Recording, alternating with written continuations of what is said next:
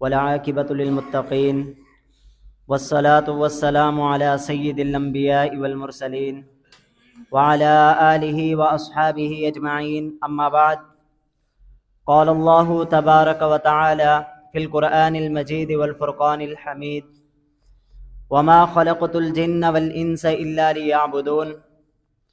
صدق اللہ العظیم وصدق رسولہ النبی الکریم۔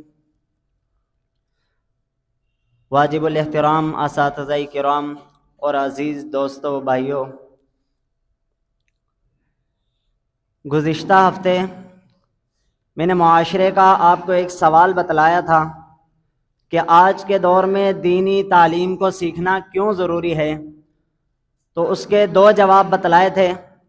پہلا تو یہ بتلایا تھا کہ یہ حکم الہی ہے، دوسرا یہ بتایا تھا کہ اس لیے بھی ضروری ہے کہ علماء اس دنیا سے رخصت ہو رہے ہیں۔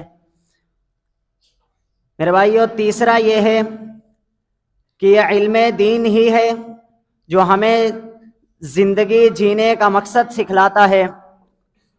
تلاوت کردہ آیت کریمہ میں اللہ رب العالمین نے انسان اور جنوں کی زندگی کا مقصد بتلایا ہے۔ وَمَا خَلَقْتُ الْجِنَّ وَالْإِنسَ إِلَّا لِيَعْبُدُونَ۔ جنوں اور انسانوں کو پیدا کرنے کا مقصد یہ ہے کہ وہ اللہ رب العالمین کی عبادت کریں۔ میرے بھائیو، یہ مقصد کس طرح معلوم ہوگا؟ یہ مقصد اسی وقت انسان تکمیل تک پہنچا سکے گا جب اس نے دین کی تعلیم کو حاصل کیا ہوگا۔ میرے بھائیو، بندے کا کام ہے اللہ رب العالمین کی بندگی کرنا، اور یہ بندگی کس طرح کر پائے گا؟ جب اسے دین کی تعلیم ہوگی، دینی تعلیم ہوگی اس کے پاس۔ اللہ رب العالمین نے ارشاد فرمایا: فاذکروا اللہ کما علمکم ما لم تکونوا تعلمون، کہ اللہ رب العالمین کا ذکر اس طرح کرو جس طرح کا اس نے تمہیں سکھلایا ہے۔ میرے بھائیو، دینی تعلیم کے لیے ضروری ہے کہ انسان پہلے اس کو سیکھے، پھر اس کو عملی زندگی میں لے کر کے آئے۔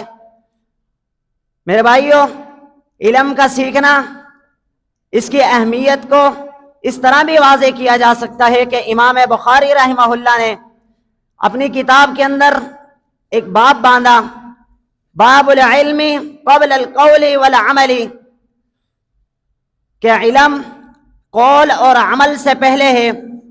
اور اس باب میں دلیل کے طور پہ امام بخاری رحمہ اللہ نے اللہ رب العالمین کا فرمان ذکر کیا: فَاعْلَمْ أَنَّهُ لَا إِلَهَ إِلَّا اللَّهُ۔ امام بخاری رحمہ اللہ اس سے مسئلہ یہ ثابت کرنا چاہ رہے ہیں، یہ واضح کرنا چاہ رہے ہیں کہ عقیدے جیسا علم، عقیدے جیسا بنیادی مسئلہ یہ علم کا متقاضی ہے، تو باقی مسائل نماز، زکوٰۃ، روزہ، حج وغیرہ یہ تو بالاولیٰ علم کے متقاضی ہیں۔